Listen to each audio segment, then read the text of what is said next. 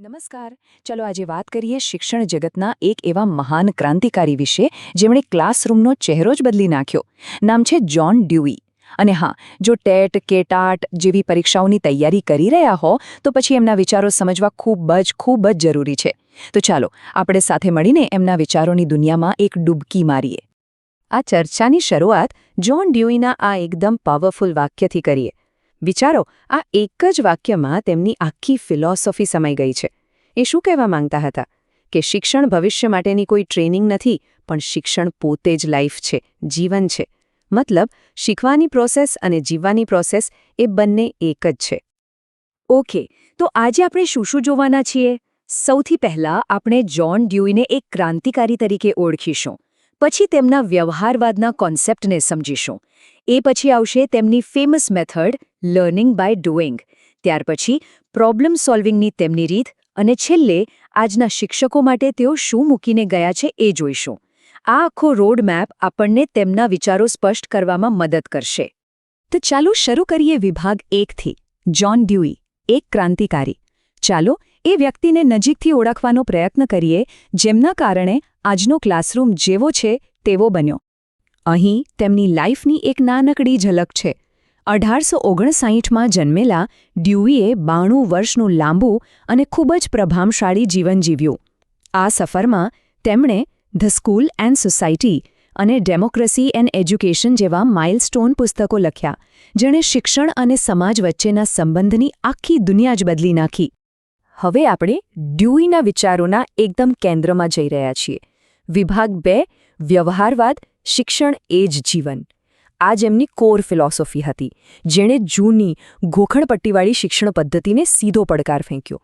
તો સવાલ એ થાય કે આ વ્યવહારવાદ એટલે કે પ્રેગ્મેટિઝમ છે શું? સાવ સાદી ભાષામાં કહીએ તો આ એવી ફિલોસોફી છે જે કહે છે કે ભાઈ, સાચું જ્ઞાન પુસ્તકોમાં નહીં પણ અનુભવમાં છે. બરાબર ને?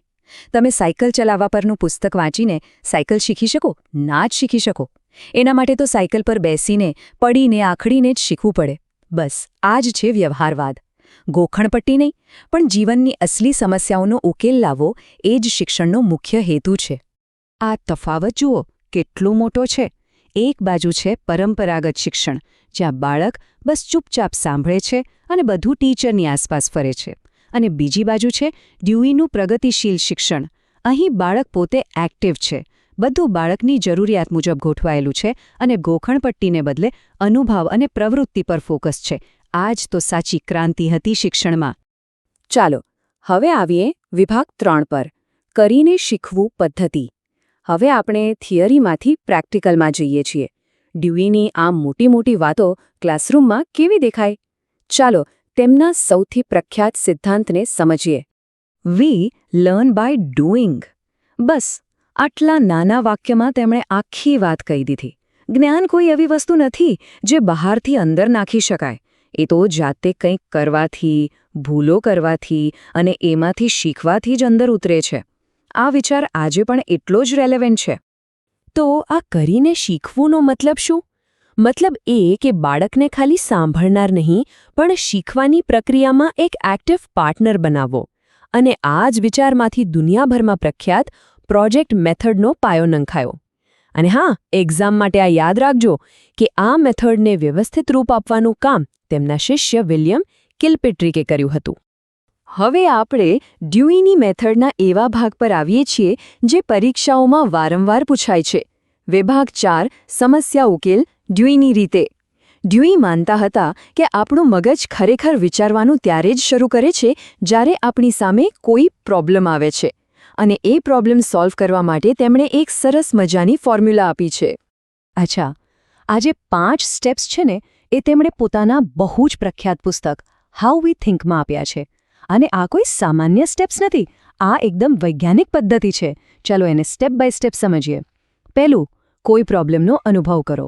બીજું, હવે એ પ્રોબ્લેમને બરાબર ઓળખો કે એ છે શું.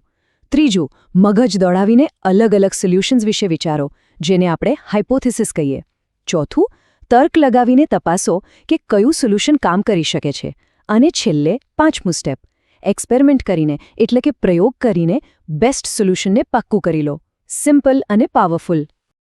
અને હવે આપણે આવી ગયા છીએ આપણા છેલ્લા વિભાગ પર, વિભાગ 5 શિક્ષકો માટે ડ્યુઈનો વારસો. ચાલો જોઈએ કે જ્હોન ડ્યુઈનો આપણા ક્લાસરૂમ અને આપણા સમાજ પર કેવો ઊંડો અને કાયમી પ્રભાવ રહ્યો છે. ડ્યુઈનો એક બહુ જ મહત્વનો કોન્સેપ્ટ છે શિક્ષણની ત્રિધ્રુવીય પ્રક્રિયા. એમના પહેલાં લોકો માનતા હતા કે શિક્ષણમાં બે જ લોકો હોય, શિક્ષક અને વિદ્યાર્થી. આને કહેવાય દ્વિધ્રુવીય પ્રક્રિયા. પણ ડ્યુએ કહ્યું ના, એક ત્રીજું અને સૌથી મહત્વનું પાસું પણ છે, અને એ છે સામાજિક વાતાવરણ. એમનો તર્ક એકદમ સાફ હતો. શિક્ષણ ક્યારેય સમાજથી અલગ-થલગ રહીને ન થઈ શકે. અને આ વિચારને આ વાક્ય એકદમ સરસ રીતે રજૂ કરે છે. ડ્યુઈ કહેતા હતા કે સ્કૂલ એ ખાલી ભણવાની જગ્યા નથી. એ તો આખા સમાજનું એક નાનું સ્વરૂપ છે, એક મિનિએચર સોસાયટી છે. અહીં જ બાળકો સાથે મળીને કામ કરવાનું, એકબીજાને મદદ કરવાનું અને લોકશાહીના અસલી પાઠ શીખે છે. અને અંતમાં જો કોઈને ડ્યુઈને વધુ ઊંડાણથી સમજવા હોય તો તેમના આ 4 પુસ્તકો વાંચવા જ રહ્યા. ડેમોક્રેસી એન્ડ એજ્યુકેશન તો જાણે શિક્ષણનું બાઇબલ જ છે. ધ સ્કૂલ એન્ડ સોસાયટી આપણને શાળા અને સમાજના સંબંધો સમજાવે છે. હાઉ વી થિંક આપણને વિચારતા શીખવે છે. અને એક્સપિરિયન્સ એન્ડ એજ્યુકેશન જૂના અને નવા શિક્ષણ વચ્ચેનો તફાવત બતાવે છે. તો આટલી ચર્ચા પછી એક સવાલ આપણા મનમાં થવો જોઈએ. જ્હોન ડ્યુઈના આ બધા ક્રાંતિકારી વિચારોમાંથી એવો કયો એક વિચાર છે જેની આપણા આજના ક્લાસરૂમમાં સૌથી વધુ જરૂર છે? શું એ કરીને શીખવું છે? કે પછી શાળાને સમાજનું નાનું સ્વરૂપ બનાવવાનો વિચાર? કે પછી સમસ્યા ઉકેલવાનો વૈજ્ઞાનિક અભિગમ? કદાચ આનો કોઈ એક સાચો જવાબ નથી.